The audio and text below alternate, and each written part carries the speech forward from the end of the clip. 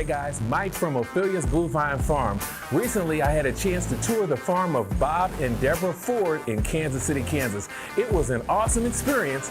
Check it out. Yes, this is Deborah at the market. It's our first visit here, and doing pretty good. Thank you. Now we're back now. We came back. All right. Today's our first day back. We got some more now.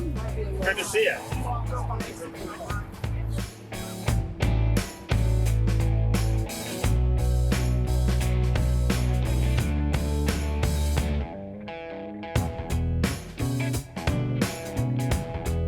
You taste the difference. It's absolutely wonderful.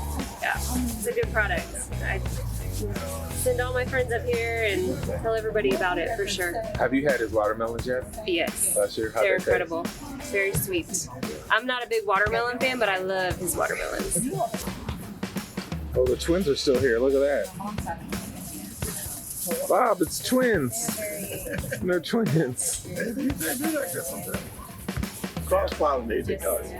And you taste the difference in their food. Bob, this beet is ridiculous. Look how big that is. I'm sure I got something bigger than that.